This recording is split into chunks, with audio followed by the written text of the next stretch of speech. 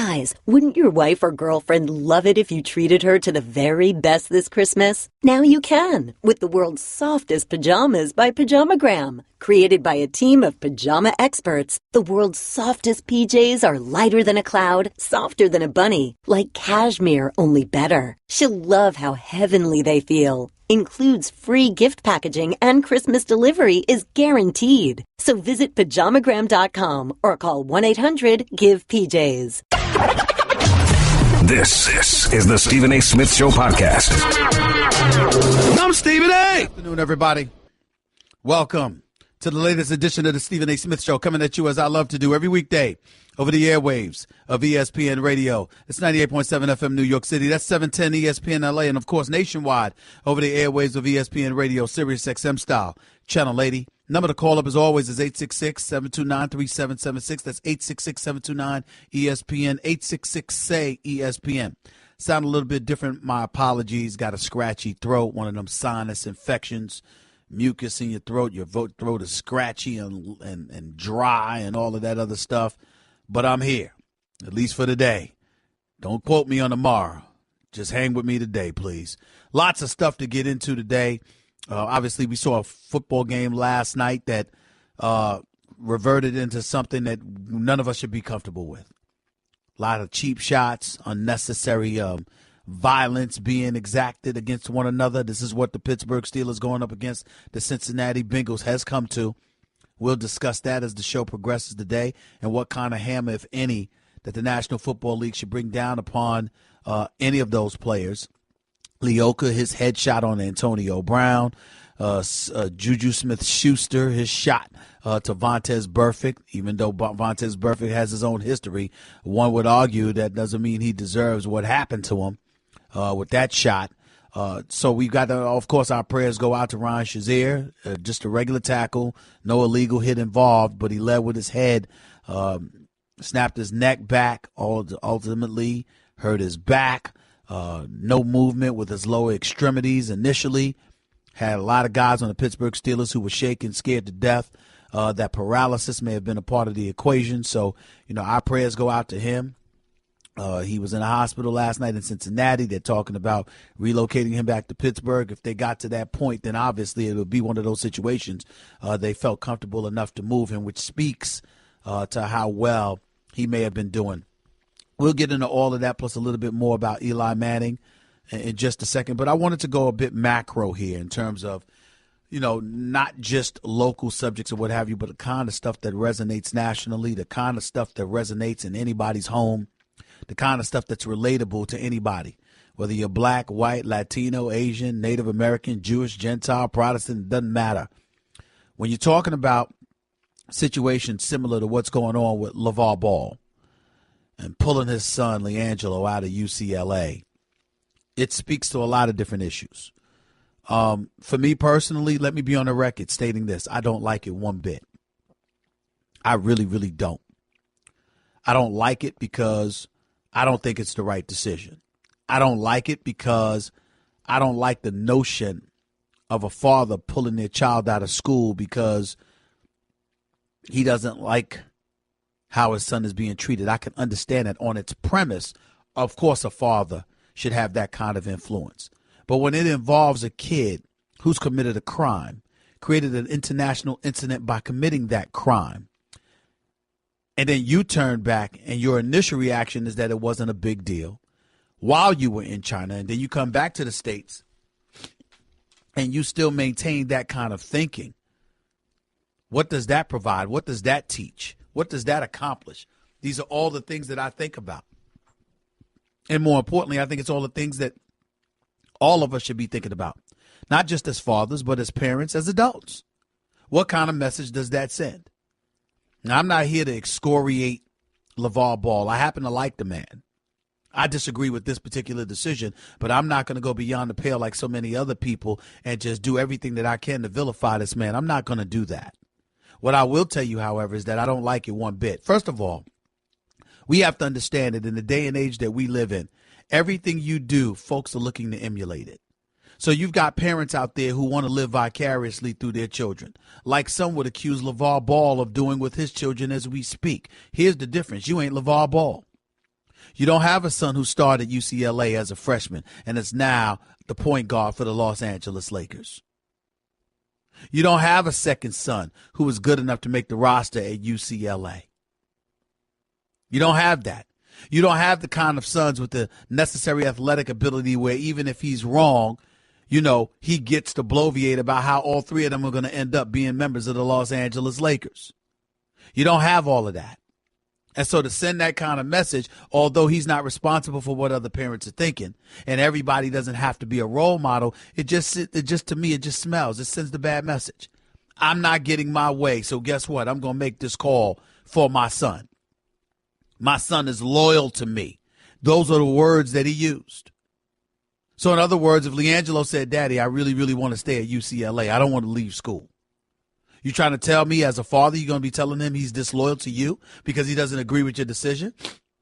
When everything about LaVar Ball reeks of independence, being an independent thinker. Suddenly, your son, your seed, your flesh and blood exercises the same kind of characteristic, and you're going to attach loyalty or lack thereof to that? I don't like that one bit.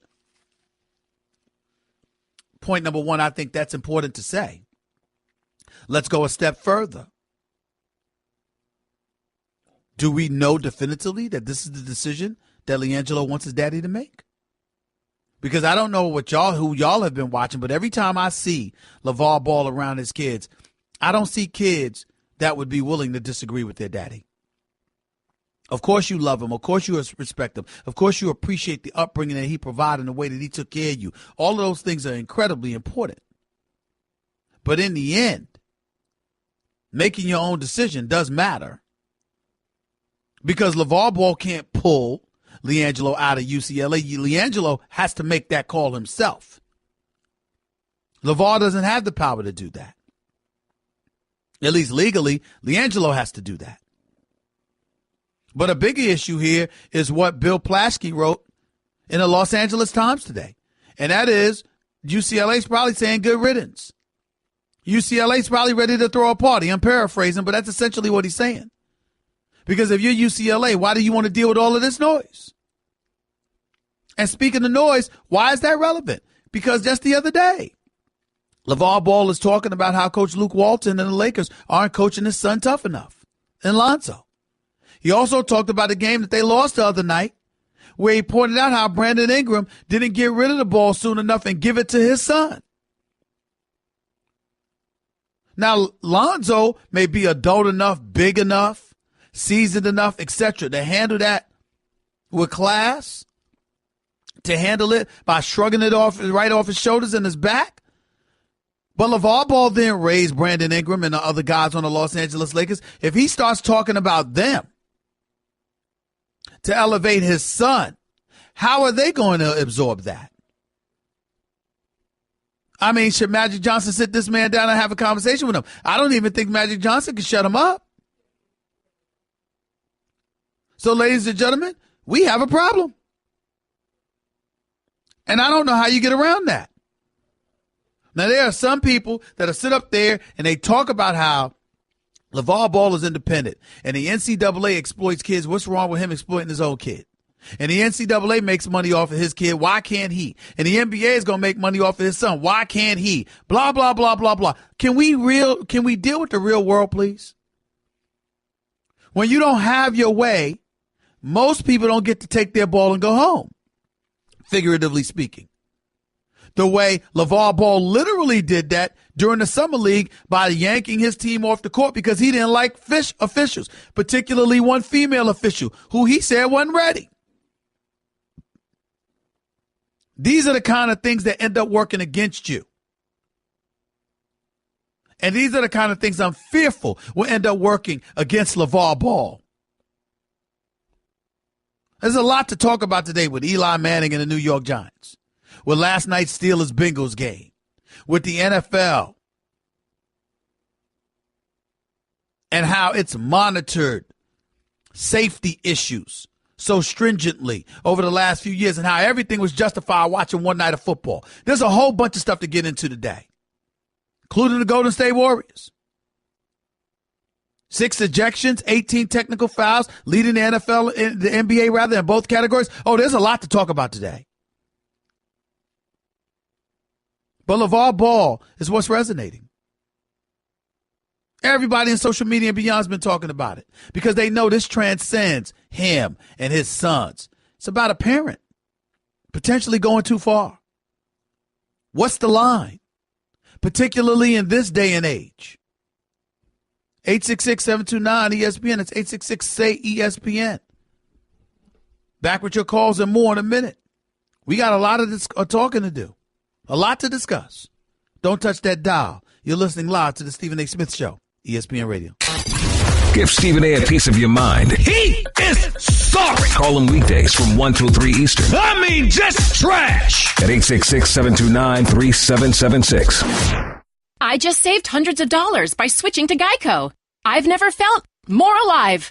Disclaimer. Geico cannot guarantee you will feel more alive. You either possess functioning respiratory and circulatory systems, or you do not, or you are a zombie. If you are indeed a brain-starved zombie and you would like to save money on car insurance, the Geico legal team applauds your excellent life choices, even in your shambling afterlife. But we strongly encourage you to visit geico.com or download the Geico app. Please stay a minimum of 500 feet away from our large and presumably delicious, delicious brains.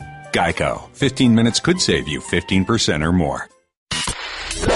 You're listening to the Stephen A. Smith Show podcast.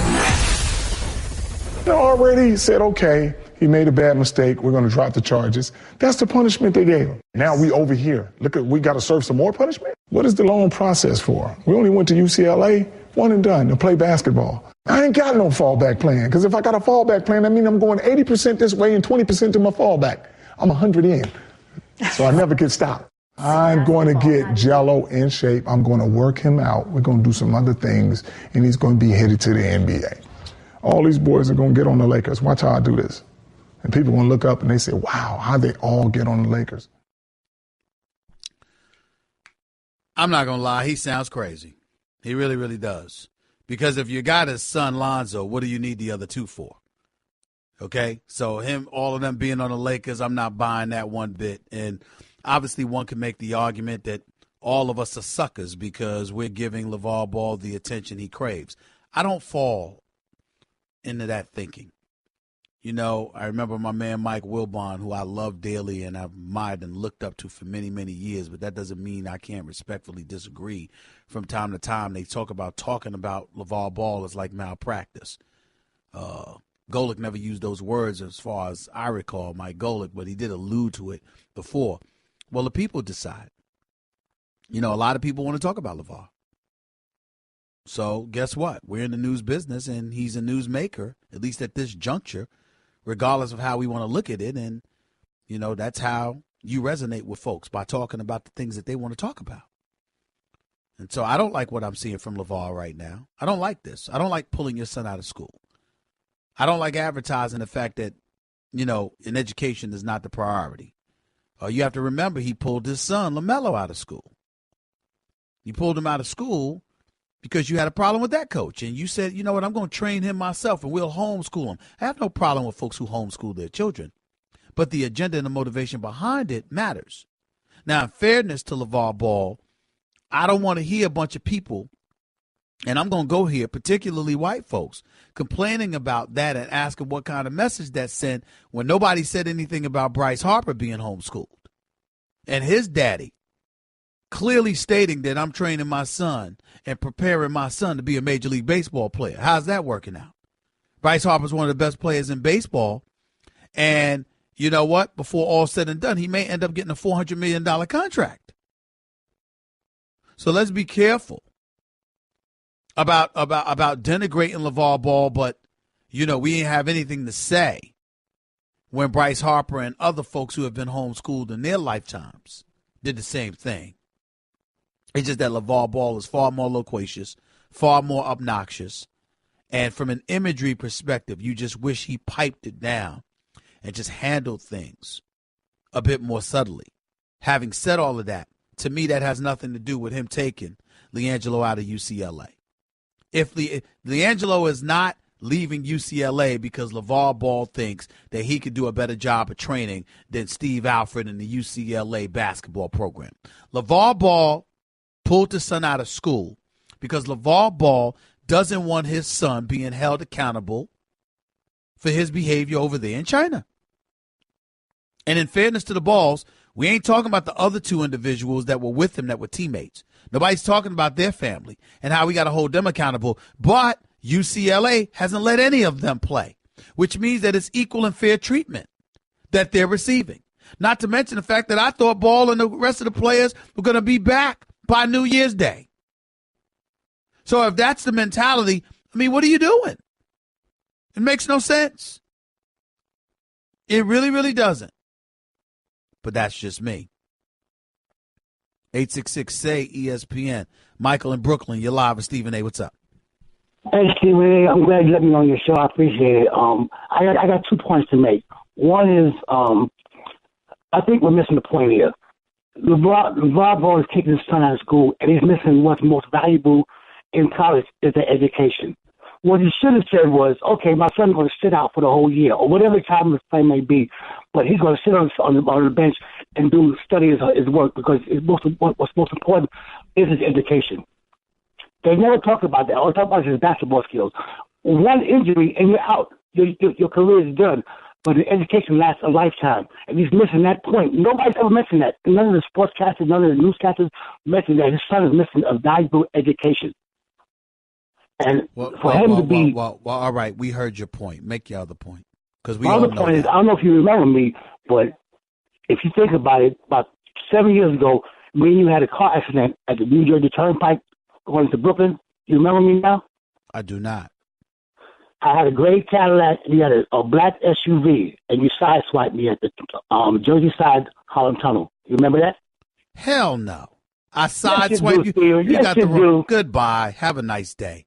Never sideswipe nobody in the New Jersey Turnpike or at a tunnel. That's a lie. Goodbye. John in Hoboken, you're live with Stephen A. What's up? Hey, Stephen A. How you doing? I'm all right. I'm actually on the New Jersey Turnpike now, but I'm not going to accuse you of any traffic incidents. Thank you. But I just wanted to say real quick, normally I listen to you on the podcast because I'm at work, but I'm fortunate enough to be able to be filtered in with like the big mics in the Carlton and Tampa. But anyway, I'll get to my point. But my point is, a year from now, my prediction is that LaVar Ball will be an afterthought, simply because if Lonzo continues to play below expectations, obviously LiAngelo and his issues at UCLA, whether he finds a home at another school or not, and the youngest brother, LaMelo, I just don't think that they're going to be as good as Lonzo was. So my prediction simply is that a year from now, LaVar won't have a sounding board because basically he'll have one son in the NBA and two sons just trying to I will say this. themselves. I will say this. I'm going to give Lonzo more credit than that. Lonzo has to work on his shot, and he has to develop a go-get-it mentality. When I think bust with Lonzo, it's only because of an absence of aggression. He can handle the rock. He's an exceptional passer. He has a high basketball IQ.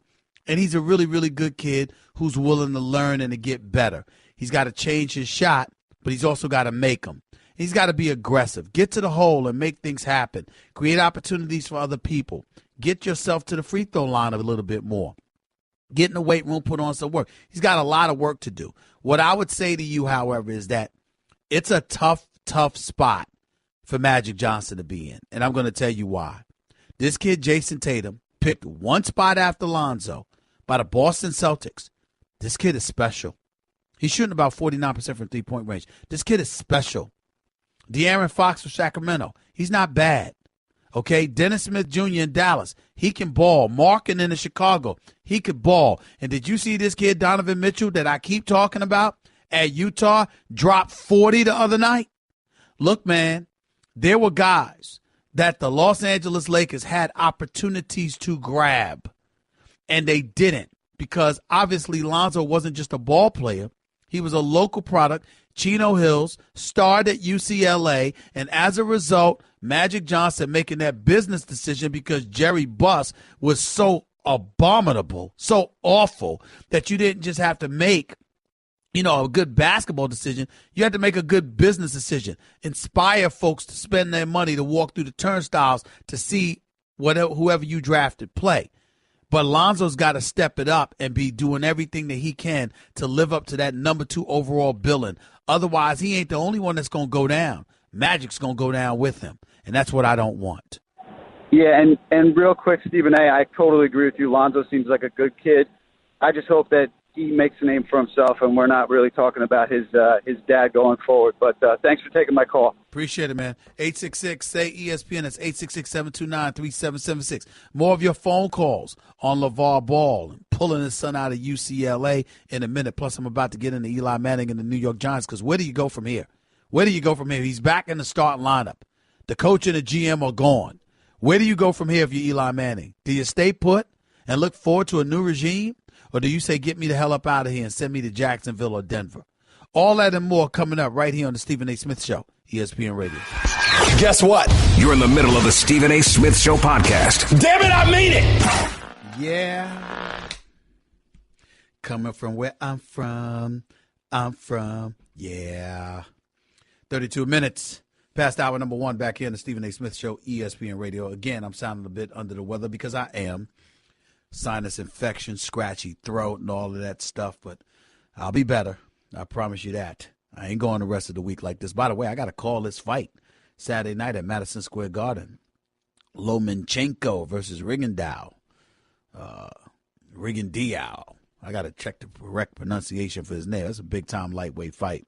Can't wait to do it. It's ESPN in concert with Top Rank, doing big business in the boxing world. 866-729-ESPN. That's 866-SAY-ESPN. Before I get back to the calls, obviously on this show yesterday, we carried the press conference of John Mara, owner for the New York Giants, hours after they unceremoniously dismissed GM Jerry Reese, along with Coach Ben McAdoo, with 4 games left in the regular season. First time the New York Giants have done such a thing since 1976. First time they find themselves looking for a head coach and a general manager at the same time since 1979. This is an organization that, outside of the New England Patriots, have won more Super Bowls than anybody in the National Football League over the last 31 years. But this is what their situation is. And as a result, you got a lot of people that are speculating about a lot of different things. I think our colleague here at ESPN, Louis Riddick, would make an exceptional executive. I hope that he gets a look. I think about coaches who are accomplished. I remember Will Cain came on First Take this morning mentioning Jim Harbaugh. I don't want to hear Jim Harbaugh's name in this particular situation. Fix Michigan first, okay? What I want to hear is Nick Saban. And for those that think I'm crazy, let me say this to you. Nick Saban, 130-20. 130-20 in his 11-plus years at Alabama. 130-20. That's an 86% winning percentage. Yes, he's old school, about 65 years of age. Don't play. Doesn't take any nonsense whatsoever. In today's generation of NFL players, that's kind of what you need. It's kind of what you need. What did we lament about Ben McAdoo? He was scared to deal with Odell Beckham Jr. Could you imagine somebody the week of a playoff game, even on their off day, going to South Beach to hang with the fellas, taking pictures of yourselves half naked on a boat? On that Monday, albeit an off day, that Monday, before you're scheduled to play the Green Bay Packers in a playoff game that Sunday? Could you imagine somebody on any Nick Saban team doing something like that? Somebody on any Bill Belichick team doing something like that? Maybe I'm wrong about that, because with New England Patriots, you never know. Somebody might have went. I don't know. Remember one time Tony Romo went on a little vacation to Mexico. I guess it's possible, but I just find that to be highly unlikely. I just do. Having said all of that, I think the real question for the New York Giants is, where do they go next with Eli Manning? He's back in the starting lineup. His 210-game winning streak his consecutive starting streak has been ended. So because of that, you've got some people walking around thinking that's what the Giants wanted on purpose. So they have to concern themselves with that if they decided to move in a different direction, blah, blah, blah. All right, maybe. I doubt it, though. But if I'm the New York Giants, what I'm looking at now is, what am I going to do with him? I need to convince him to want to stay. Because whether you go out and you draft Josh Rosen or Sam Darnold or anybody else, Baker Mayfield or whomever that you're in a position to grab, guess what? Chances are they ain't going to be ready to go from day one. They're not going to be ready. They're going to need some assistance. They're going to need some time, which means you're going to need Eli to hold down the fort. Now, if I'm Eli after this season, I want to get the hell up out of here. I know that Denver's a playoff team with Eli Manning. And so is Jacksonville. That's what I'm thinking. Excuse me. 866-729-3776. 866-SAY-ESPN. To the phones we go. Back to the phones we go. JP in Brooklyn, the floor is yours. Go ahead. Hey, what's up, Steve? Thanks for having me. I was listening to, I always listen to your show. However, after your show, the Michael Kay show comes on, and I was listening to what Steve Young had to say about Eli Manning. Steve Young said, in order for Eli Manning to be good, we need entirely too much. We need a top 5 defense. We need a wall in front of him blocking for him. We need receivers. We need a serious running game. A serious running game. Hold on, JP. Let me interrupt you for a second. I want to be on the record saying I respectfully disagree. Because when Eli Manning won Super Bowls, they didn't have a few of those things. Let's keep that in mind. There was no stout running game. There was no stout offensive line. So some of those things you absolutely need, and Steve Young is absolutely right. He's more qualified than I'll ever be to discuss that. But I don't think that based on what you're telling me, because I didn't hear him say that, I don't think you're painting a completely accurate picture that Eli Manning needs everything, because he's won specifically without having everything. We've seen it. But go ahead. Hey, Smith, we did have a very, very good running game, in both Super Bowls. We had all of our Super Bowls. We had a very good running game. That last Super Bowl we won, we had a very good Lamar Bradshaw and those boys. Yeah, not just Bradshaw. How about the other dude? The big, I forgot his name. He's big. It'll come to me. Go ahead. We had a very good running game. We had a top 5 defense. Brandon Ingram, you're talking about? Brandon Jacobs. You're talking about Brandon Jacobs. Yeah. Brandon Jacobs, exactly. Brandon Jacobs. He was a lot better than anything we have right now. Well, that ain't saying much. That's like being. Do you realize that the year the Giants won the Super Bowl, they ranked dead last in their rushing attack? They had the 32nd ranked rushing attack in the entire NFL. Did you know that? Look, Steven, we need too much for Eli. The league has moved away. The league has moved away from the pocket quarterback. Those things are dinosaurs. We need to. Well, I'm not hearing anybody refuting that. JP, nobody is knocking that.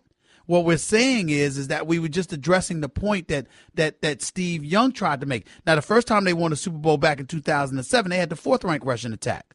The second time they won in 2011, they ranked dead last in their running attack, but they still won the Super Bowl. All I'm saying is there's been plenty of times where Eli hasn't had much. Let's be fair to him. Now, granted, he's immobile. Obviously, he needs a little bit too much. We need a mobile quarterback, a dual threat at the quarterback position. Some would say when you're looking at the New York Giants, we get all of that. All I'm saying is let's not just act like this dude is some scrub or this dude can't throw the football. Eli Manning can throw the football. He can make big throws. He can go on the road and win big games. We have to at least give him that. That's all I'm saying. The last 2 years, brother, when was the last time has he put the team on his back and willed us a W? He may not be capable. He may not be capable of that anymore. But can I ask you a question? Have there been quarterbacks in Super Bowl history who've won Super Bowl championships and they clearly weren't capable of doing those things? Yes. I mean, well, a couple of years back when Peyton Manning won the Super Bowl in Denver, did he put them on his back, or did that defense come to the rescue? No, don't do that. Because Peyton Manning, his brains. Even though he couldn't throw the game, brilliant. But he's brilliant. He's brilliant, JP. That's not what I'm saying, though. I'm only addressing your point. The point is that there are quarterbacks who don't have to carry you on their back. in order to be victorious. There are other components that come with a football team, and Eli Manning has had very little to work with. That's my point. What defense fears Eli Manning right now? A defense that knows that Eli Manning has receivers to throw the football to. Come on. We was 0-5. We had everything, and nobody feared him. This team was not the same. They came into camp ill-prepared. All they had was OBJ. Brandon Marshall wasn't the same. Sterling Shepard wasn't the same. Your offensive line was in shatters. You had no running game to speak of. That is a fact. I'll leave you with this, Stephen A. Smith. Go ahead. Excuses are tools of the incompetence. You use to build monuments of nothingness. This is where we at. We are with nothing because we keep making excuses. We're not making excuses. Last time I checked, those were facts. You're acting like I'm saying Eli Manning is a star. I'm not saying that. I'm not doing anything like that. I'm just saying you're pointing to Eli like, okay, let's replace Eli and all the problems will be resolved. Another quarterback, is it going to resolve that defense? Another quarterback, is it going to fix that offensive line? Is it going to fix that running game?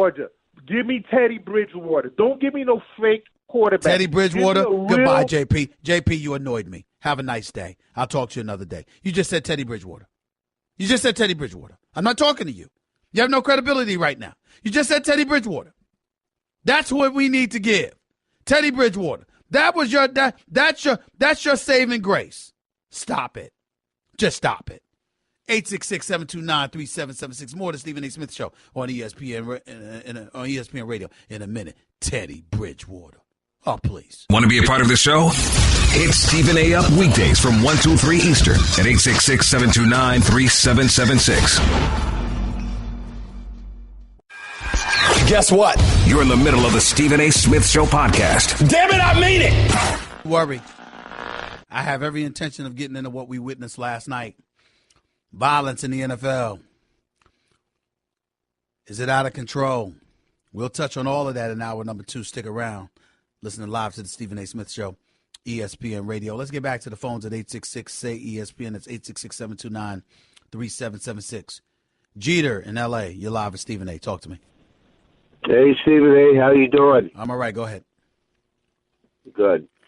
A couple things. Number one, probably the happiest guy in the world is Steve Alford. Mm-hmm. That's what Bill Plaschke wrote essentially today. The great Bill Plaschke for the L.A. Times. That's what he wrote today.